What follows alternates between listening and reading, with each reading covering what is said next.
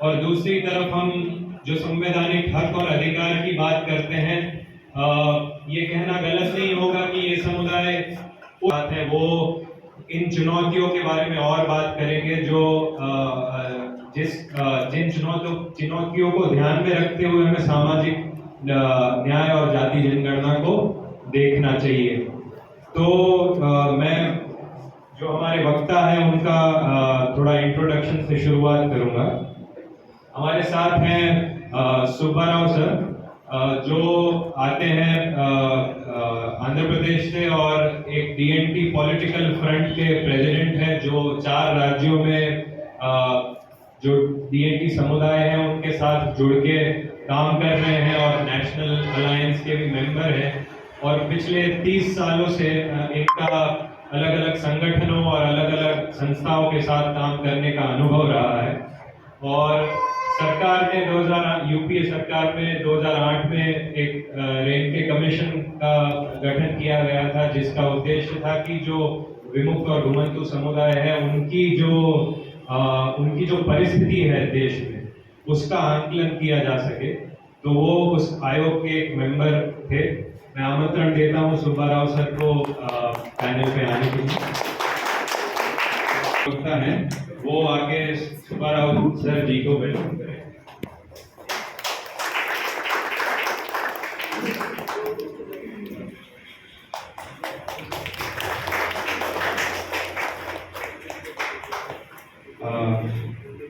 हमारे दूसरे को भी आमंत्रण देता हूं कि वो आए पैनल पर।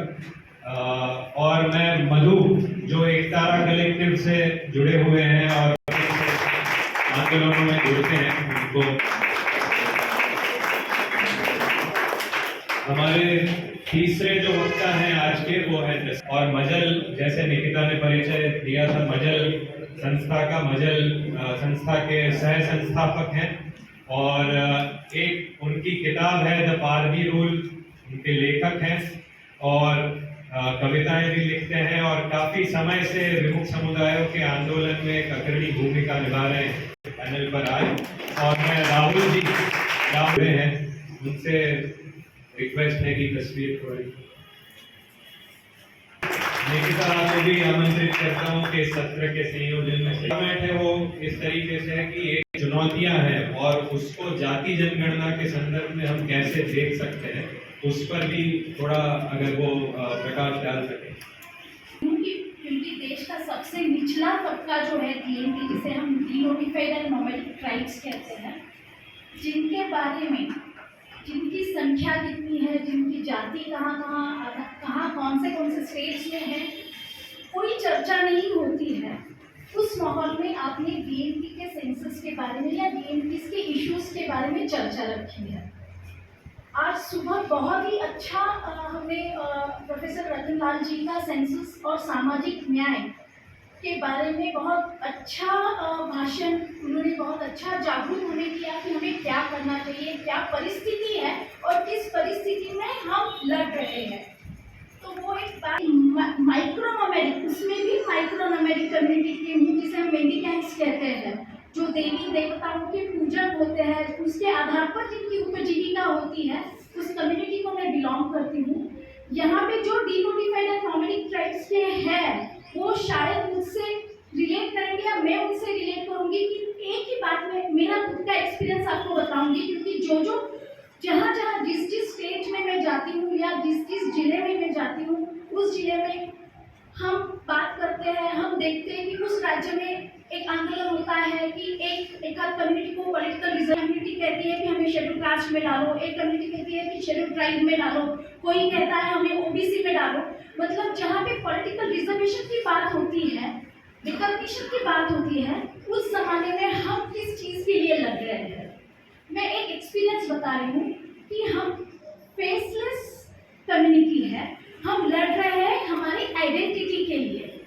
ये मैं इसलिए कह रही हूँ कि 2006 में जैसे इन्होंने बताया कि रेनके कमीशन अपॉइंट हुआ था, commission for nomadic and denotified tribes. देश में सबसे पहला कमीशन अगर डिनोटिफाइड ट्राइब्स के लिए अगर कोई बना होगा, वो कमीशन जो है वो रेनके कमीशन यूपीए सरकार ने बनाया हुआ था।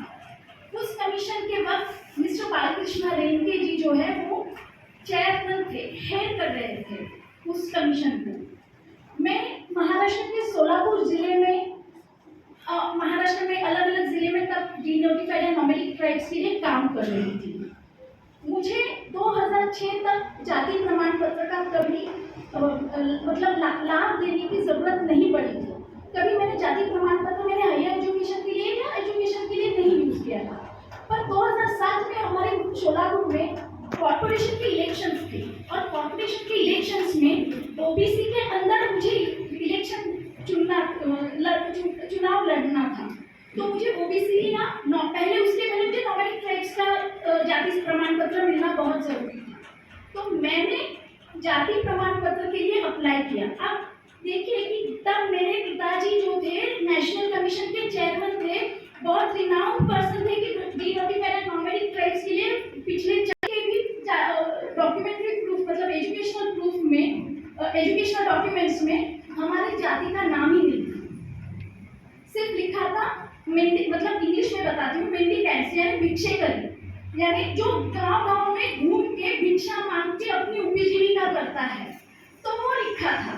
तो हमारे मजे की बात थी कि जो कास्ट सर्टिफिकेट देने वाले ऑफिसर थे वो भी खुद टीएमटी थे, महाराष्ट्र के कई तहसीलदार, वो भी खुद टीएमटी थे। ट्राइब्स के हो, आपके पिताजी नॉमेडिक ट्राइब्स के आयोग के चेयरमैन हैं, पर जो महाराष्ट्र का कानून है जाति प्रमाण पत्र देने का, उस हिसाब से हम आपको जाति प्रमाण पत्र नहीं दे सकते हैं और उन्होंने मेरा जाति प्रमाण पत्र रिजेक्ट किया। मुझे कलेक्टर के पास अपील करना पड़ा, वहां पे भी वो रिजेक्ट हुआ। मतलब मैं एक ऐसी आपके सामने खड़ी हूँ कि अगर सोचा जाए तो ये मैं इसलिए कह रही हूँ क्योंकि मैंने कोई इन्फ्लुएंस नहीं लगाया था। हमारे फेस के लिए, हमारे पहचान के लिए हम लड़ रहे हैं और इसीलिए आज की तारीख में जो आरक्षण के लिए लड़ रहे हैं उनकी लड़ाई और हमारी लड़ाई ये बहुत अलग है। हमारी लड़ाई हमारी पहचान, हमारी टेरिटोरियल राइट्स के लिए है और ये टेरिटोरियल राइट्स हम जिसे कहते हैं कि जाति का मैं हूँ या मैं इस जाति की हूँ, ये जब हमारे पास टेरिटोरियल प्रादेशिक हक हो कम्युनिटीज है तो वहाँ की सरकार को ही पता नहीं है कि हमारे स्टेट में कौन डिनोटिफाइड है और कौन नॉमेडिक है, क्योंकि वैसी कोई सूची ना नेशनल लेवल पे बनी हुई है ना स्टेट लेवल पे बनी हुई है। इसलिए होता क्या है कि डिनोटिफाइड ट्राइब्स के मुद्दे हमेशा इग्नोर किए जाते हैं, बहुत दुर्लक्षित होते रहते हैं। रेंके कमीशन ने जो अपना रिपोर्ट कहा है, उस रिपोर्ट में उन्होंने कहा है कि उन्होंने देश भर में अपना दौरा किया, पूरे देश में 18 स्टेट्स में उन्होंने अपना नेशनल का पूरा किया। जो यूनियन टेरिटरीज है उसमें वो गए, तो उसमें से कुल मिला के 18 स्टेट दौरा किया। रेंके कमीशन ने एक सर्वे किया, रैपिड सर्वे, बेंगलोर की एक सिनोवेट करके रिसर्च इंस्टीट्यूशन है, उनके साथ एक रैपिड सर्वे किया। उस रैपिड सर्वे और जो देश का स्टैटिस्टिक डिपार्टमेंट्स हैं उनके साथ भी एक सर्वे किया, पॉपुलेशन कितनी हो सकती है, कितनी आबादी हो सकती है नॉमेडिक एंड डिनोटिफाइड ट्राइब्स की। उसके लिए उन्होंने नेशनल सेंट्रल गवर्नमेंट के साथ मिलकर, स्टैटिस्टिक डिपार्टमेंट के साथ मिलकर 1931 का जो लास्ट कास्ट बेस्ड सेंसस हुआ था, जो आखिरी कास्ट बेस्ड सेंसस हुआ था, वो सेंसस का आधार लेके प्रॉपर मेथड से जिसे एक्सट्रापोलेट करके, मतलब 1931 के लोगों की जन्म साल में कितनी लोक संख्या बढ़ी, उसके साथ बात कितनी बढ़ी, ऐसा एक्सट्रापोलेट करके उन्होंने 2008 में जब रिपोर्ट दिया तब उन्होंने कहा कि उस मेथड के हिसाब से 11 crore 74 lakh denotified and nomadic tribes की आबादी है, ये मेथोडोलॉजी के साथ। लेकिन हम कमीशन में भी बहुत सारी कम्युनिटीज जो है वो इस सेंसस में छूटी हुई है। तो अगर इनको हमें मेन स्ट्रीम में विकास की मुख्य धारा में लाना है तो सबसे पहले डिनोटिफाइड एंड नॉमेडिक ट्राइब्स का कास्ट बेस्ड सेंसस होना बहुत जरूरी है, वो उनकी आय को मेजर करने के लिए। क्योंकि उस सर्वे में जब सिनोवेट का जब सर्वे किया तो सिनोवेट संस्था ने जो 18 स्टेट्स में सर्वे किया था, उस स्टेट में कसने के लिए जमीन नहीं है, किसी भी तरीके से जमीन का टुकड़ा उनके पास नहीं है, ऐसे 98% लोग हैं। उन्होंने कहा कि हैविंग नो बीपीएल कार्ड्स, मतलब जो बीपीएल कार्ड्स के लिए पात्र है जरूरी है, पर जिनके पास बीपीएल कार्ड नहीं है वैसे 78% लोग हैं। उन्होंने कहा टेम्परेरी टेंट्स में झुग्गियां, जैसे कहते हैं ना जो घुमंतू रहते हैं, आज एक गांव कल वो गांव, तो 57% लोग जो है टेम्परेरी टेंट्स में रहते हैं, झुग्गीज में रहते हैं। जिनके पास ब्यूरियल ग्राउंड्स नहीं है, मतलब जिनके पास अगर अपने घर में कोई मौत हो जाती है तो देखिए, एक तो ये भी हमें समझने, पर most of the notified and nomadic tribes का अंतिम विधि जो होता है वो दफन करके होता है, वो दफन विधि होता है। तो हम सारे जो है दफन विधि करने वाले कम्युनिटीज हैं, पर आज के जमाने में हमें दफन विधि में भी जगह नहीं मिलती है, क्योंकि जमीन जो है वो कम हो जा रही है, और जो भी बची कुची जमीन है उस पर जो अधिकार या उस पर कंट्रोल जो है वो यहाँ के पूंजीवादी लोगों का या प्रस्थापित लोगों का है। तो 30% लोगों को दफन विधि भी नहीं करने को नहीं मिलता है, तो उन्होंने उनके झुग्गियों में या टेंट्स के अंदर ही उनके लोगों का दफन विधि किया है, जमीन के नीचे देते हैं गांव वाले लोग। तो ऐसे है, रेशन कार्ड 72% लोगों को नहीं है, जिनके घर में ही बर्थ होता है वो 50% लोग हैं। ऐसे तो ऐसे बहुत सारे उन्होंने दिया है। तो सबसे पहले मैं कहूँगी कि जो मेन चीज होती है हमें मेन स्ट्रीम में आने के लिए, वो होती है जमीन। जमीन इसलिए होती है क्योंकि उसके ऊपर हम छोटा रहने दो, कच्चा रहने दो, पक्का रहने दो, एक घर बना सकते हैं जिसमें हमें एक सिक्योरिटी मिलती है। लेकिन वो ना होने के कारण जो अलग हमारे समस्याएं निर्माण होती है, वो उसकी तरफ किसी का भी ध्यान नहीं है। जैसे रेशन कार्ड, ये बीपीएल कार्ड का मैं बता दूं 78% लोगों के पास बीपीएल कार्ड नहीं है, पर वो क्यों नहीं है इसके बारे में कोई नहीं सोचता है, क्योंकि वो कहते हैं ना कि out of site is out of reach, मतलब जो हमारी आंखों के सामने नहीं है वो हमारे ध्यान में नहीं आता है। तो यहाँ के एडमिनिस्ट्रेटर्स के सामने डीएनटी मौजूद ही नहीं होते, इसीलिए जब बीपी क्यों नहीं होते हैं, क्योंकि वो पता ही नहीं है करके। तो जब बीपीएल या रेशन कार्ड का सर्वेक्षण होता है, वो सर्वेक्षण होता है गांव के स्थिर लोगों के साथ, मतलब जो वहाँ पे सेटल है। तो सर्वे में ही नाम आने के कारण उनका बीपीएल में नाम नहीं है। तो अगर हम इस सिनेरियो को देखेंगे, 2008 में जो रिपोर्ट दिया है उस सिनेरियो को देखेंगे तो हमको पता चलेगा कि आज की तारीख में जातिगत जनगणना करना कितना जरूरी है। क्योंकि पहले सेशन में मुझे लगता है यशवंत ने सबके लिए लिखा हुआ है या एक जाति के लिए काम किया है, वो बहुत ही गलत है, बहुत ही गलत है।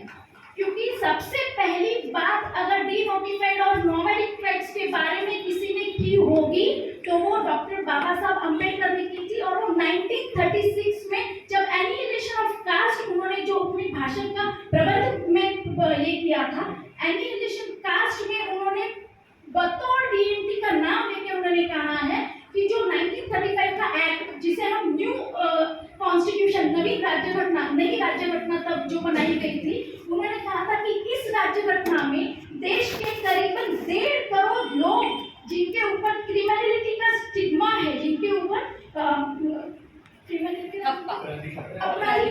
अपराधीकरण का जिनके ऊपर स्टिग्मा ठप्पा है, वो, और जो घूम रहे हैं, जिनको जमीन नहीं है, जिनको गांव नहीं है, जिनको ठिकाना नहीं है, उन लोगों के बारे में हम कुछ कर ही नहीं पा रहे या हम कुछ नहीं लिख पा रहे हैं। तो ये जो बात है वो सब डॉक्टर बाबा साहब अम्बेडकर जी ने कही थी। तो उन्होंने सबके बारे में बात की थी, सामाजिक न्याय की बात की थी। मतलब अभी 90 साल में कोई भी परिस्थिति नहीं बदली है। ये परिस्थिति इसीलिए नहीं बदली है क्योंकि हम जो है सेंसस के लिए या सर्वे के लिए जो हमारी डिमांड है वो ऑर्गेनाइज्ड होकर प्रभावी तरीके से नहीं, वो खुद के हक के लिए भी सामने नहीं आ सकते, उनकी 2 वक्त की रोजी रोटी का सवाल होता है। तो अगर सामाजिक न्याय के दृष्टिकोण से हम ये देखेंगे तो नॉमेडिक एंड डीनोटिफाइड ट्राइब्स की लड़ाई में अलग अलग संगठन, लाइक माइंडेड संगठन जो है, अलग अलग दलित मूवमेंट हो, आदिवासी मूवमेंट हो, जो लैंड पे मूवमेंट काम करते, वो सारे मूवमेंट ने नॉमेडिक एंड डीनोटिफाइड ट्राइब्स का सेंसस, सर्वे, और मैं तो कहती हूँ कि सिर्फ नॉमेडिक एंड डीनोटिफाइड ट्राइब्स नहीं, आज की तारीख में हर एक का जातिगत जनगणना होनी ही चाहिए, और उसके लिए इनके जो वंचितता है वो ज्यादा प्रभावी तरीके अभी तक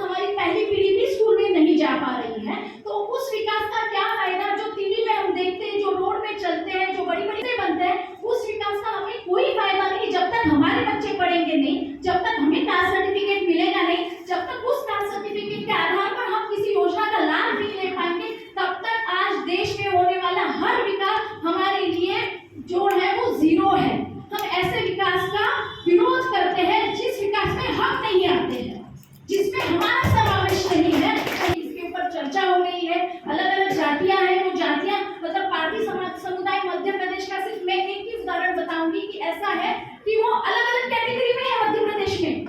एक बैतूल में एसटी में है, दूसरे जिले में एससी में है, और किसी जिले में तो वो ओपन में है। एक ही समुदाय भोपाल में जनरल, हाँ, वो भोपाल में जनरल में है।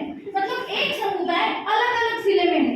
मतलब अगर मैं बारे में बात करेंगे, हम कहेंगे कि एक अंडर वन प्रूफ हमें एक छतरी के नीचे लाइए, हमें कॉन्स्टिट्यूशनल सेफगार्ड दीजिए। और हमें कॉन्स्टिट्यूशनल सेफगार्ड तभी मिलेगा जब हमारा सर्वेक्षण होगा, हमारा सेंसस होगा और हमारी वंचितता सामने आएगी। मुझे बात करने का मौका दिया, आपका बहुत बहुत धन्यवाद। के लोग हमारे यहाँ आए, तो मैं अपनी बात शुरू करता हूँ। वो का एक क्रिमिनल इतिहास रहा है अगर हम देखें, बट ये जो इतिहास ऐसा क्यों बन गया, हम देखते हैं कि एक समान इतिहास ऐसा बनता है कि लोगों का अच्छा इतिहास लिखा जाता है कि हाँ, इन जातियों के लोगों ने, इन समुदायों के लोगों ने, इस तरह की भाषा बोलने वाले लोगों का इतना अच्छा इतिहास है। और ये जो अच्छा इतिहास 200 से अधिक विमुक्त जातीय और घुमंतु जातियों के लोगों को अपराधीकरण किया गया, और इनका जो अपराधीकरण किया गया ये पेशे के आधार पर किया गया कि ये समुदाय किस तरह का काम करते हैं। जैसे पारधी समुदाय अपना शिकार करने का काम करता था, कंजर समुदाय महुआ बनाने का काम करता है। हम देखते हैं कि जबलपुर से आगे बहुत बड़ा मेला लगता है, करेली का मेला, जिसमें बेड़िया समुदाय की महिलाएं नृत्य करती हैं। और ये जो नृत्य है, अब इनका उस टाइम पे किस तरह का उपयोग हुआ है, तो ये विमुक्त समुदाय के लोगों ने, क्योंकि इतने पूरे देश स्तर पर इतने राजा महाराजों, जमींदार, रजवाड़ों सबको रंग रूप में बांधने का जिन समुदाय ने काम किया, तो कोई विमुक्त समुदाय ने किया है। हम फिर उसको देखते हैं कि आजाद होता है, पर विमुक्त घुमंतु जातियां फिर भी आजाद नहीं होती हैं। और ये जातियों को आजादी के 5 साल बाद 31 अगस्त को जो क्रिमिनल ट्राइब्स एक्ट, आपराधिक जनजाति एक्स क्रिमिनल है, पर आज भी भारत के समाज में जो ब्राह्मणवादी ढांचा बैठा हुआ है, सरकारी तंत्र में अपना एक स्थान, ऐसी आजादी नहीं मिली है जिसे 1947 में पूरे सर्वहारा भारत को मिली। हमें वैसी आजादी आज तक नहीं मिली। हमें आजादी मिलती है एक काले कानून से, जो हमारा अपराधीकरण किए है। एक और कानून बनाया जाता है हैबिचुअल ऑफेंडर एक्ट 1952, आदतन अपराधी जातियां, कि इसका एक मैं उदाहरण देता हूँ सिंपल तरीके से, कि जहाँ विमुक्त समुदाय की बात की शंका के आधार पर इन्हें उठाया जा सकता है, तो यहाँ पर ये हुआ कि मेरे दादा है वो भी चोर है, सीधे विमुक्त समुदाय पे नहीं लगा, ये स्टेट वाइज लगा। जो प्रिंसिपल स्टेट थे उन्होंने अपने कानूनों में परिवर्तन करते हुए यहाँ पर राज्यों में लगाए, जिसे भोपाल में आपराधिक हैदराबाद में आपराधिक जनजाति कानून अधिनियम 1911 लागू था। तो ये स्टेट वाइज काफी इस तरह के कानून लगे हैं। और हैबिचुअल ऑफेंडर की जब हम बात करते हैं, तो इसका प्रावधान इन्होंने आईपीसी में किया है, आईपीसी के सेक्शंस में किया है। और ऐसे कई ऐसे कानून है जिसमें हम देखते हैं कि पुलिस स्टेशन पे गुंडा लिस्ट होती है, राउडी शीटर्स का ये एक सूची होती है। तो इन सूचियों में पहले ही विमुक्त घुमंतु समुदाय की बस्तियों के नाम होते हैं। तो इन समुदायों पर जो ब्रिटिश के टाइम पे बाद में भी था, ये दिल्ली में भी था, मुंबई में भी था, हैदराबाद में, ऐसे हर स्टेट के अपने 5 से 10, जिसमें से एक बहुत बड़ा सेंटर हम गुजरात के छारा नगर में है, जहाँ चाहिए हम छारा, जैसे छारा जो आपराधिक जाति है, जो वोट नहीं चाहिए, हम इनके वोट के बिना भी इलेक्शन जीत सकते हैं। ये पिछले साल का मैटर हुआ था, अभी 2 साल पहले जो गुजरात में इलेक्शन थे उस टाइम का उनकी हत्याएं हुई है। आपको यहाँ से बाहर जाओगे तो आपको केस में पुलिस टॉर्चर इतना ज़्यादा हुआ कि उनकी कस्टडीज में डेथ हो गई है। भोपाल में भी ऐसे 2-3 घटनाएं हुई हैं। ये अभी की है, 2019 के बाद में ये तरह की घटनाएं ज़्यादा बढ़ी हैं। तो ये मैं आपको एक मोटा चीज़ें बताने की कोशिश कर रहा था। फिर मैं आता हूँ मध्य प्रदेश के संदर्भ में विमुक्त घुमंतु जो किन्नर समुदाय है। किन्नर समुदाय भी आपराधिक जनजाति की सूची के दूसरे चैप्टर पे मेंशन है, जिन पे बहुत ज़्यादा बच्चे चोरी, उस तरह के झूठे मुकदमे काफी रहती है। तो मध्य प्रदेश में विमुक्त घुमंतु समुदाय के साथ यहाँ की सरकार बहुत छल कर रही है। और ये छल 1947 से लगातार होते आ रहा है।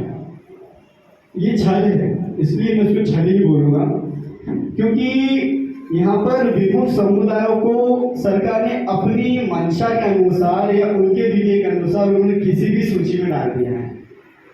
अभी मैं पारधी समुदाय का व्यक्ति हूँ, तो मैं पारधी समुदाय का बताता हूँ कि पारधी समुदाय का मध्य प्रदेश के 19 डिस्ट्रिक्ट में हम लोग शेड्यूल कास्ट है। कंजर समुदाय जो बेरसिया में बिजोरी है, पर देवास में कंजर है। दोनों के संबंध है, रिश्ते हैं, नाते हैं, बेटी रोटी का सबका व्यवहार है। हमारे विजय भाई बेटे यहाँ पर वो बताएंगे अभी कभी समय मिलता है तो उनके रिश्तेदार देवास में, राजगढ़ नरसिंहगढ़ में कंजर समुदाय की बहुत ज़्यादा तादाद में संख्या है। वहाँ पर हम देखें तो उनके रिश्तेदार जब उनको शेड्यूल कास्ट में माना गया। यहाँ पर बोलते हैं कि बिजोरी समुदाय कंजर समुदाय की उपजाति या फिर ये अलग जाति है, तो इनको हम लोग शेड्यूल कास्ट में नहीं गिनेंगे। और हमारा जाति प्रमाण पत्र का ये काफ़ी विमुख समुदाय में सबसे ज़्यादा जो बड़ा मुद्दा है जाति प्रमाण पत्र है, क्योंकि हम ऐसे तरह तरह की सूचियों में हैं तो जिससे हमारा जाति प्रमाण पत्र नहीं बन पा रहा है। दूसरा, सरकार हमसे बोलती है तुम तो घूमने वाले लोग हो, तुम तो एक जगह टिकते नहीं हो, तो तुम्हारा किस तरह का रिकॉर्ड है। तो अब ये सोचिए कि विमुख घुमंतु समुदाय जो नॉमेडिक और सेमी नॉमेडिक और ओबीसी में, इन तीनों सूचियों में विमुख और घुमंतु समुदाय को इस तरीके से फिट कर दिया है। हम लोगों की अलग सेपरेट सूची बनाई नहीं, कभी मध्य प्रदेश में नहीं बनी हमारे से। विमुख घुमंतु और घुमंतु समुदाय को 1% रिजर्वेशन अभी तक उनको पहुंचा नहीं है। 70-75 सालों में, हम आज़ादी का अमृत मना रहे 75 सालों में, पर अभी तक इनके पास पहुंचा नहीं है। और हम फिर मांग कर रहे हैं कि नहीं, ये तो अभी EWS दे दिया उनको। फिर भी भाई आप किनके लिए क्या कर रहे हो, आपको सोच समझ में नहीं आ रहा है। अब अगर विमुख घुमंतु समुदाय का लिस्ट हो जाए तो कम से कम हम ये बोल पाए कि हमारी एक इतने समुदाय कितने हैं। और फिर हम देखें कि 1931 में जो जाति गणना हुई है, पल्लवी दीदी ने भी इस पर बात रखी कि 1931 की जाति 40 वाले समय में सेकेंड वर्ल्ड वॉर चलने वाला था। तो यहाँ की जो भी उस तरह के राजनीति में सक्रिय लोगों ने यह तय किया कि भाई अभी तो इस देश में कुछ हो नहीं पाएगा, तो उन्होंने इस सारे मुद्दे को ऐसे हटा दिया। और ये उस टाइम पे भी डिबेट में रहा था कि इसमें क्यों नहीं होनी चाहिए। तो उन्होंने बोला कि हम एक नए सपने का भारत बनाना चाह रहे हो। भारत जो बन रहा है उसका स्वरूप कैसा होगा।